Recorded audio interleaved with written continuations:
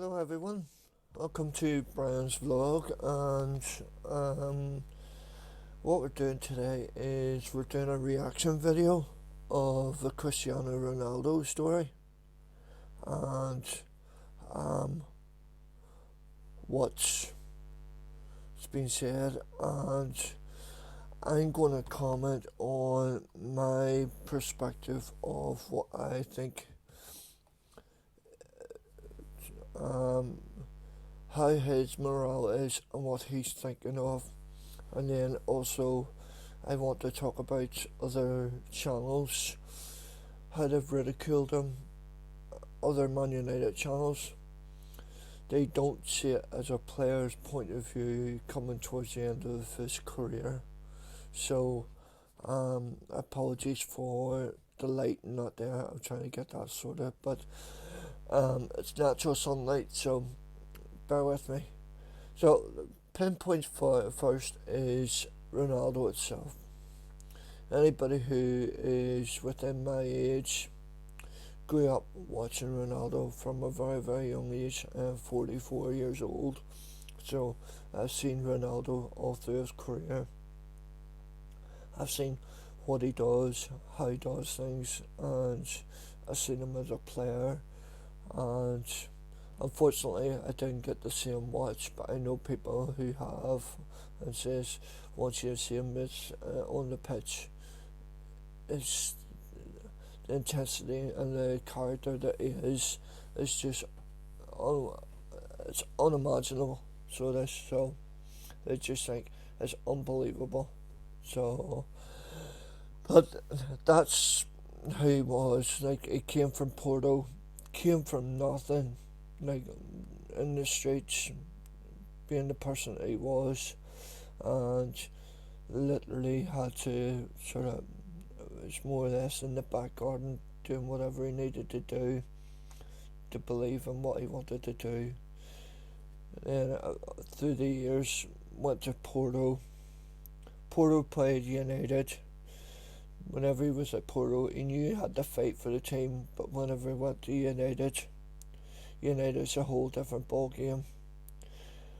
There's something about whenever Ronaldo sort of had to learn a few steps whenever he was at United. United was a different ethos. It was a different kind of club. It was, whenever you're at United, Real Madrid or Barcelona back in, you were scrutinised and looked at in a different way, because clubs were so big. Those three clubs were giants, and giants. So back in, you weren't just looked upon as a normal player, you were looked on as an icon, and he's proven to be a bit of an icon at the minute. So just going back on to whenever he was at United before he went to Real Madrid. Quality player. Yes, he had some of his faults, but the thing is, he had a couple of good players there that helped him out, taught him how to do stuff, and made him see what playing for United was about. United was playing about iconic grounds, iconic atmosphere, and just the morale was totally different from anywhere else. So, that's just a brief sort of intro, and then he goes on to Real Madrid. Does absolutely everything that you could think of. Real Madrid could offer him over 400 goals, 5 Champions Leagues, a couple of league titles there, went on to Juventus, done quite well there, and then he comes back to United. So, as you all know, really this is about a reaction of the interview. Now, the only thing, there's a couple of things I see at fault. Why would you do an interview with Pier? Everybody knows whenever he was working on morning TV, everybody knows whenever he's working for we call it a programme like that there, and also he ran a paper. he was an editor of a paper, and not the most reliable paper. Then also he does an interview with the most outrageous paper that so many people have so many faults with. That's why do it. Now, the way I look at it is, if you're going to say something like that, now, it's just me, why not? Why not go to one of your best friends who has links with BT Sport? We'll do a big interview, we'll do a big presentation, and we talk about morale, where he is, what he's looking for, and try and do something like that. To me, that's sensible. He's 38 in February. You're coming towards the end of your career. So, as I say, going to Piers Morgan and doing an interview like that, it's damaging. It's damaging to him. And it's damaging to his career at the minute. And I can't see him actually playing football again. Why? Well, from what I can see at the minute, looking through, no one really wants him. Juventus don't want him again. PSG will not want them because of too many superstars. Bayern Munich don't want them because Bayern Munich rely on trying to bring through youngsters, as well as they do have a couple of superstars at the minute. They have more than enough, I think, to deal with what they're dealing with. The Dubai leagues, it's all about money, and if I know Ronaldo and growing up, I think he's got more than enough money. It's just the work ethic that he has, the ethos, sort of the mentality that he has for himself. Like going, I want to work. It's not just about money. Like, okay, he's coming towards the end of his career, but the thing is, whenever he finishes his career, he could get sponsorships. He could get a lot of advertising sponsorships, where money will come at that stage of his career. At the minute, I think he's still working on work ethic, and there's another player that still has got that mentality as well. As you all know him, and he's still playing at 41, Zlatan. Like, who plays football until their 40s? There's not very many people done it. As I said, Zlatan did it. Looks like possibility Messi could do it till he's close to 40. Ronaldo, there's not very many. Gerrard did till he was 37, 38. Lampard, I think, was another one who done it till he was about 37, 38.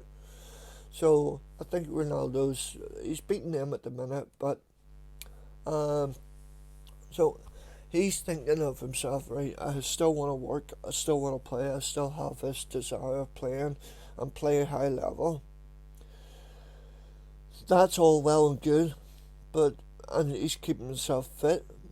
There's keeping yourself fit and looking after yourself, and then there's your body is telling you to slow down. And actually, I think where Ronaldo has come out and says he's fit and he's eager and he wants to play, I think that's all in his mentality.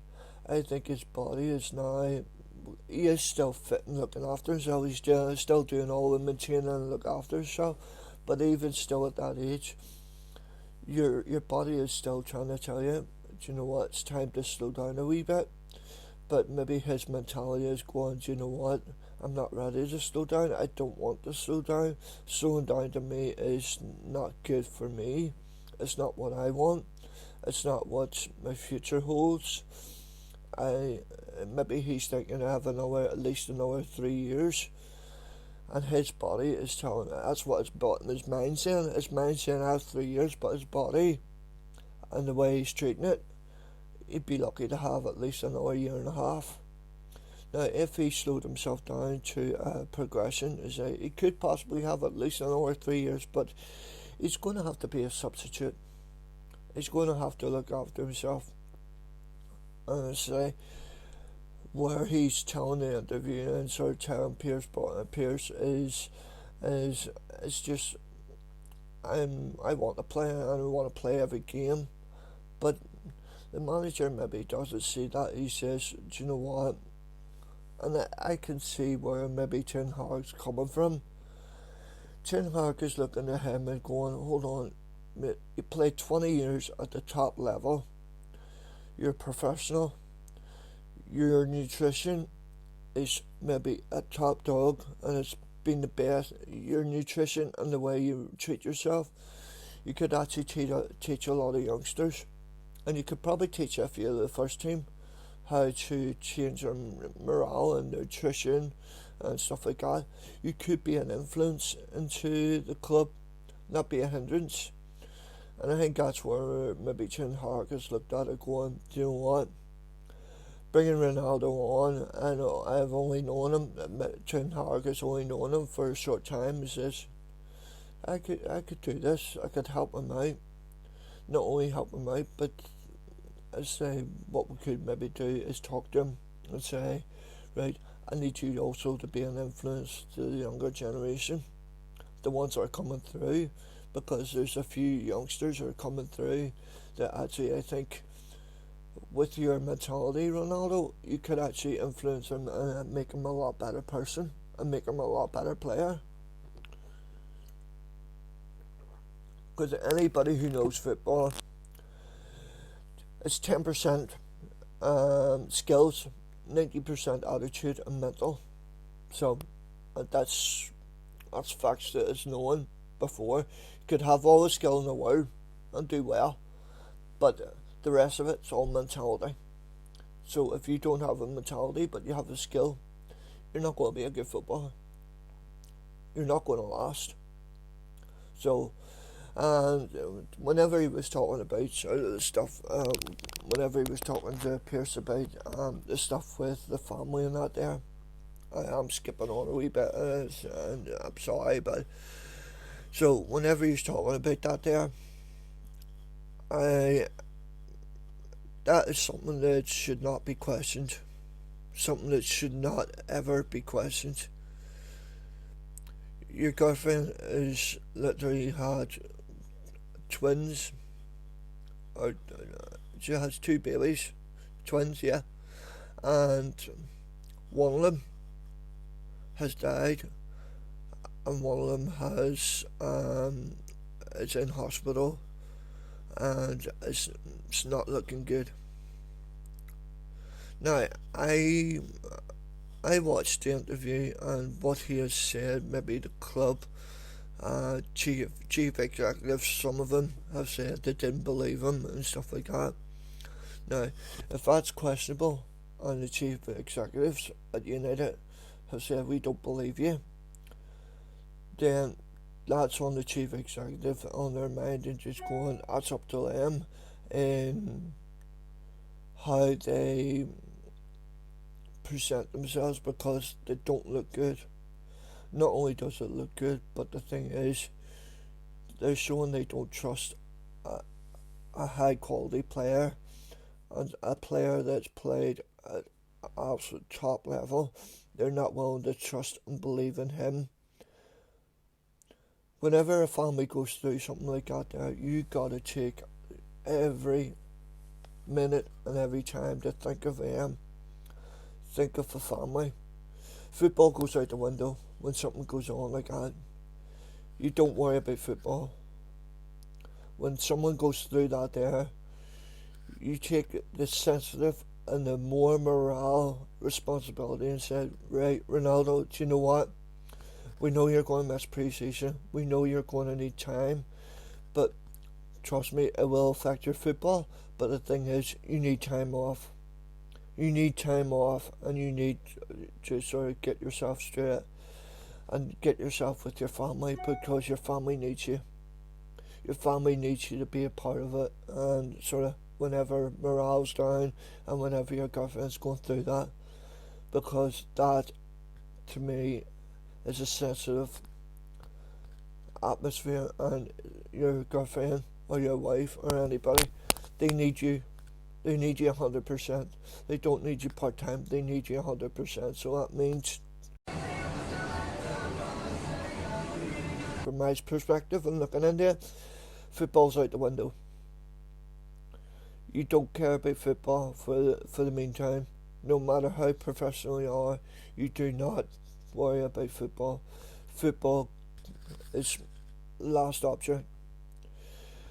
So if that has happened within sort of the chief executives of United, then that's ridiculing them, and they shouldn't be treating anybody like that. They shouldn't treat Ronaldo like that. They shouldn't treat any player like that if it goes through that. That is on them, and they should be condemned for that. That I do agree with. So that's.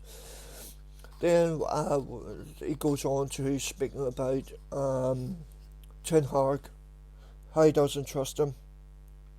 Now, I don't know what's being said between Ten Hag and anything what Ronaldo says. I can only speak from outside and looking in and watching. Ronaldo was given an opportunity a few times to play full 90 minutes, play to the strength of his capability, and play to what he is good at, and he didn't perform. And the way Fergie done it, and the way other managers, if you don't perform, and if you don't do what you're supposed to do within the pitch, I'm sorry, you're going to get subbed. You are going to be a substitute. And it's not just for United, that's for any footballer. If you do not perform to your capability and who you are, then you are going to be subbed. You're going to be handed the substitute badge, and you're just going to have to sort of work hard, do what you need to do. And people says, oh, he doesn't have to prove anything. He's still a football player. He is still a football player. It doesn't matter how many trophies he's done. He is an iconic figure. But whenever you go over that white line, you're still a football player, and you're still part of the United team.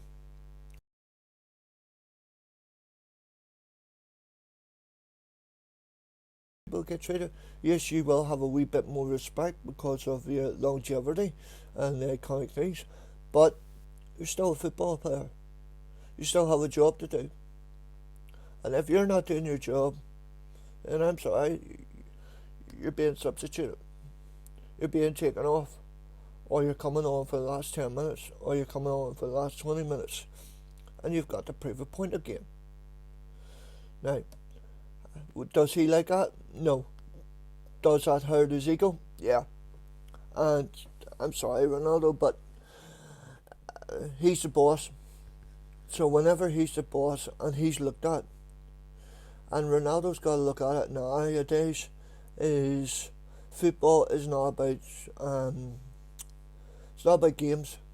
It's a results game. So say Ten Hag has Ronaldo on and they're playing poorly for 6 matches, 7 matches, and they're not scoring or not doing anything. That's his job on the line. That's his family on the line. That's who he looks at and going, hold on, I'm putting your greatest player that's ever walked and we're not performing. The results are not proven to be where they're supposed to be. I'm new to this here and I'm still trying to build a great team, and my job's on the line.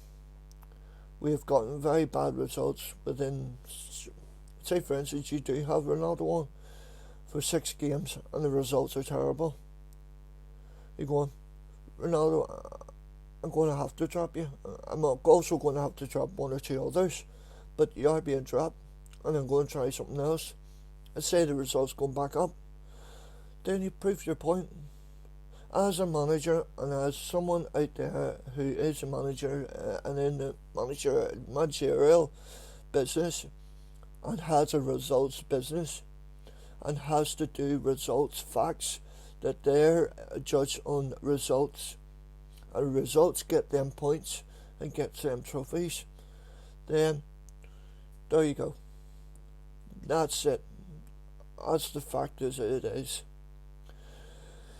Then going on to sort of having less, he doesn't trust Ten Hag because he doesn't trust him.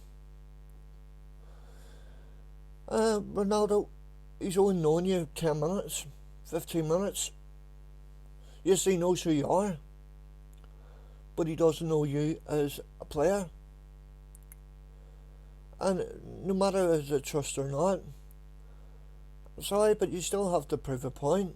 You still have to say to him, even though my longevity and iconic moments I have, I still have to prove a point.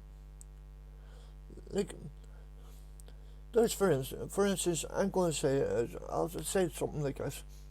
You go into a managerial career, you go into a manager, anything like that, you're at the top level, and then you see a possibility of a higher level in another company, in a different company.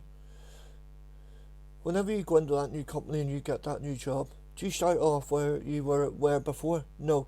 You start from the bottom.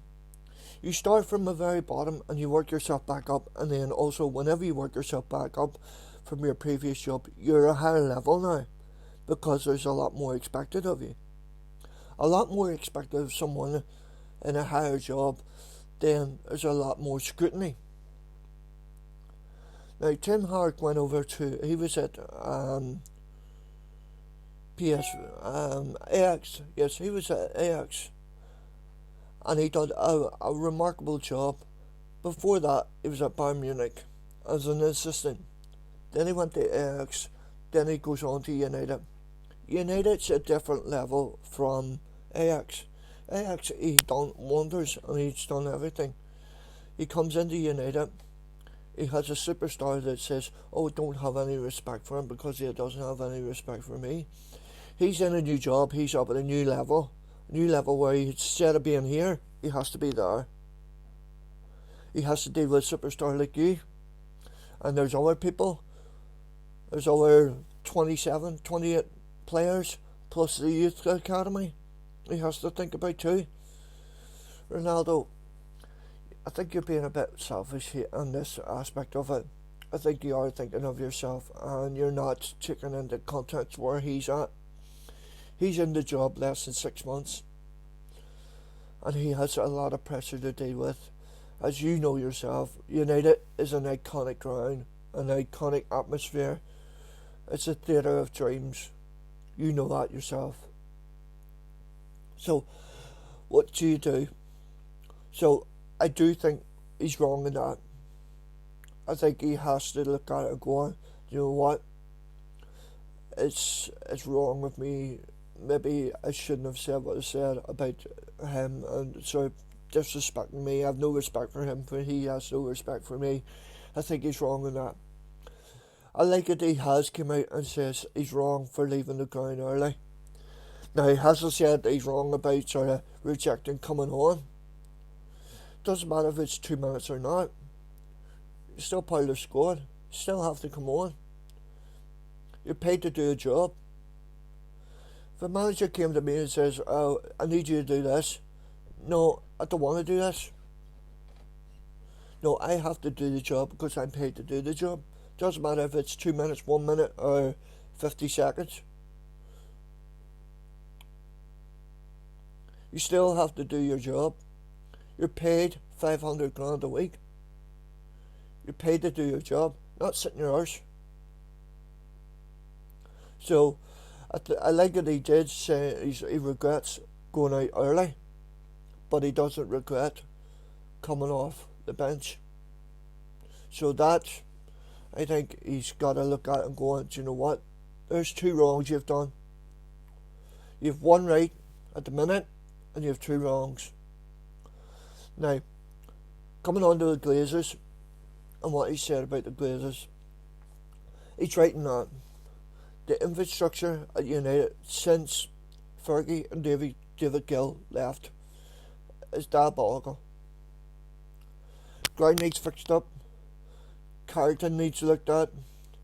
Like, it doesn't take a lot for you to look at and go, I'm shocked to say it, Man City and Tottenham have possibly the best facilities, I think, in English football at the minute.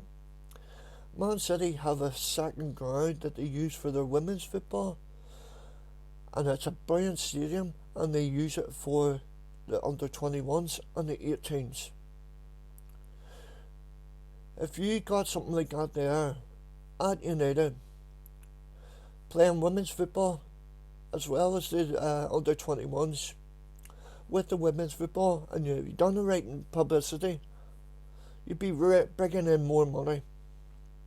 You'd be bringing in a lot more revenue, and not only that, you'd be able to publicise the women's football and be ahead of the game where anywhere else is. Manchester United, if it done something like it done at Man City, with the revenue, with the public, with the infrastructure, and with the publicising and promoting the women's game and bringing through the under 21s and that, you'd be ahead of any other club. Because the simple reason is United have a better support system. They have a better facilities. They would have a better facilities if it had something like Man City had. And also, the women's game, for financial reasons, would be ahead of anybody else. The women's game would actually be paying for itself, because the thing is, the support system that United has is way beyond anywhere else. The support system for United, Real Madrid, and Barcelona is ahead of Bayern Munich. Those four clubs are ahead of the game anywhere else in their support system. You're looking South America, you're looking at America, you're looking at Canada, you're looking at Southeast Asia, you're looking at Australia, you're looking at Japan, China. Those support systems there, United have a lot more, even India and anywhere else. You have a bigger support system with those four clubs that could bring in a lot more revenue. And if you just if the Glazers just put the infrastructure and set it up, it would pay for itself. Why? Because of publicity, the fans, the support system that sort of you would have with the staff. You have all that sitting there going, right, we have invested, let's get it back. And you would get it back within tons. So you would. So what you would be able to do is say, right, we've set everything up, we've got it all going, now it's time for you to play the game. Now it's time for you to help win trophies, because you have the infrastructure, you have the trophies. So I think where Ronaldo has says about the Glazers and stuff like that, I think he is right. Because it hasn't been updated. It hasn't been updated since 2007, 2008. Maybe before that. And all they've done is taken money out, money out, money out, money out. They haven't put anything back in. Where they have put money in, and it's been a waste of money, and the money that actually they could have done if they had the better understanding in the transfer market. Between 2013 to now, £2.5 billion they have spent on transfers. Transfers that haven't worked. Managers that haven't worked. Managers that maybe haven't given enough time. They haven't given the infrastructure to say, right, we have everything set up. There you go. There's the keys to the castle. Right, you do what you need to do. We need trophies. We need heads. Start bringing up. So, 2.5 billion, roughly about that, has been wasted on transfers. Transfers have been terrible. I would have said if it was a possibility, even if it didn't happen, while they were building the infrastructure, I think all United fans would have said, right, do you know what? Bring a lot of the youth academy in and see for the next 6 years. we stay within the Europa League and we bring in through the youth academy and build. And then what we can do is, while we're building a team through the youth academy and through some experienced players, we can start building infrastructure. We could start rebuilding the stadium. We could start doing things like that. Because the thing is, we are investing in the future, and the future is on the pitch, because we're bringing through youth. And if United stayed within the Europa League for 8 years,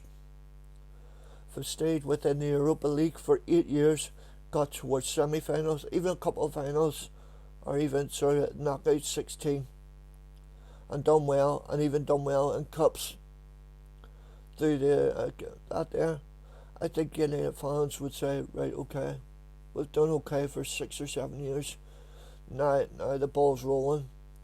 We have the infrastructure that's being built. We have a youth academy that's being built.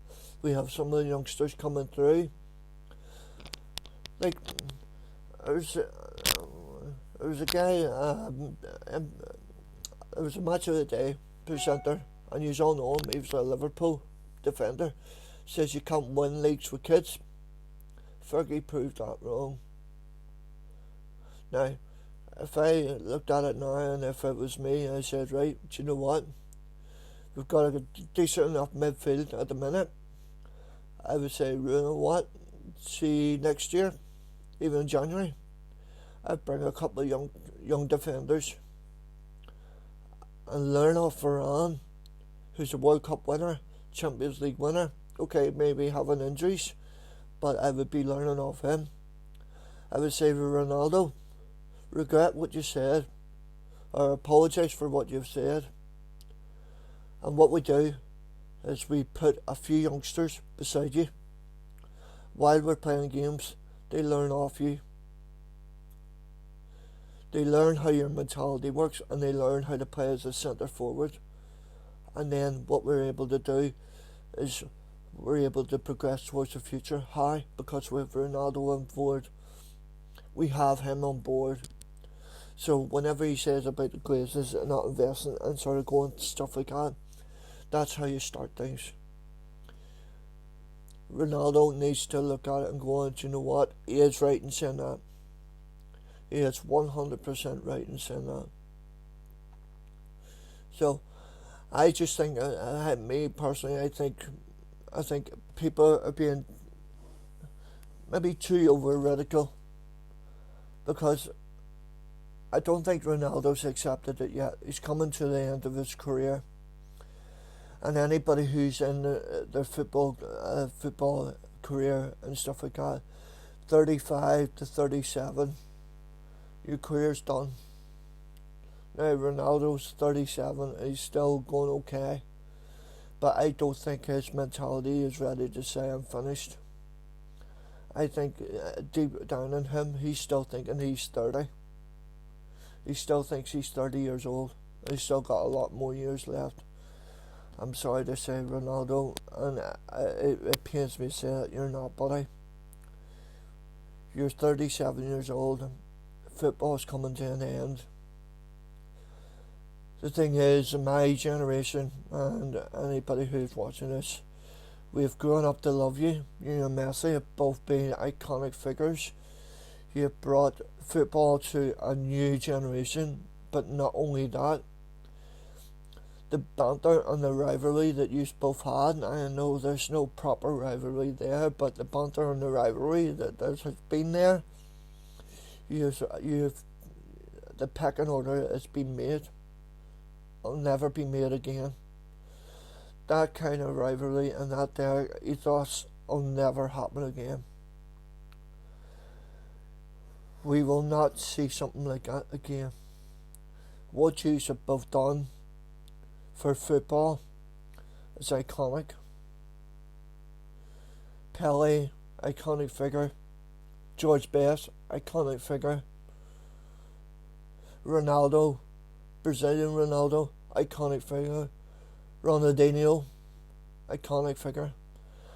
They are all iconic figures, but what you both have done is way above anything with them.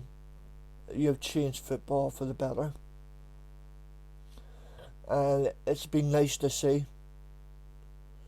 It's been a pleasure to watch. But as I say, whenever you get at that age,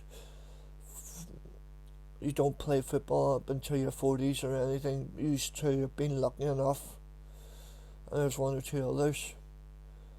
I think it's time for Ronaldo to sort of go, you know what? I maybe need to sort of step away from the game a wee bit. Not as play as many games, but whenever I do have the odd game, I make an impact. I make the impact that I do. Play every other game. Make the impact that you do. But as I say, your body's not ready. As much as you probably think your body is, your mind and your body are totally different. And I say your mind is telling you, right, you're close to 40 years old. I think it's time to start dwindling down and get ready for retirement. Yes, football will be sad to see you go. Football will be sad to see Messi go, but the thing is, unfortunately, in fact of life, everything doesn't last for long. And that's the reason why I think a lot of footballers, for the stick that they get, okay, the money is unbelievable what they get, and I do think that's uncalled for in some aspects, especially what everybody's going through at the minute. But I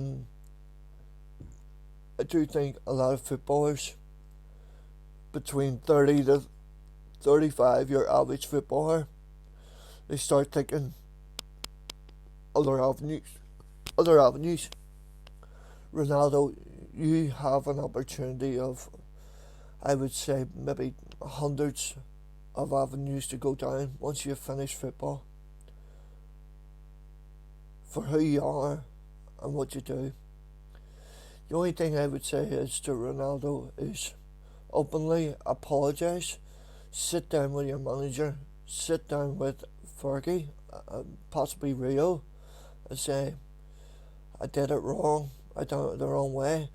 And you did it with the wrong person. Piers Morgan is all about gloating himself. He's all about himself. Always has been. And I think it's been unfair on you. And you've took it on. You haven't even listened to your agent. George Mendes has actually been behind your back in everything that you've done. He's supported you in everything that you've done. Okay, he's an agent. Yes, he's got other people around him. But the thing is, he's been with you for so long. There's got to be a trust there to say, George, what do you do? Maybe he could say to you, do you know what? Apologise for the interview. Make things better with United. Maybe go to MLS. Maybe it's not what you want to do, but maybe go to MLS and look at it going, finish on a high. Just apologise to United fans, and at the end of the season, just have a farewell speech and apologise. And I can tell you now, I would say that United fans would accept that and say, do you know what? We've enjoyed your 2 years. Okay, you made a stupid mistake, but at least you have apologised. At least you have said what you've said. And United need to apologise to you. United chief executives need to apologise to you as well. And end on a good front. And say, right, I'm leaving now. I'm leaving on a high. We've both said sorry. We've both said some things we shouldn't have said, but we've both said something that I do agree on.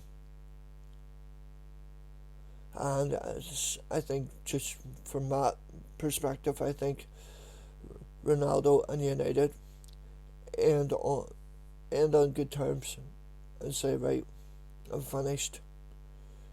Look after yourselves. I'll go over to MLS for the next 2 years, and we'll see what happens after that. Guys, subscribe to the channel. I don't always do things like this here. This is just a one-off at the minute. I don't know whether the channel is going to go this direction or not. Subscribe, check out everything, and there's other links to other avenues and other platforms to my store, online business and that. So check me out, look after yourselves, and enjoy the rest of your weekend.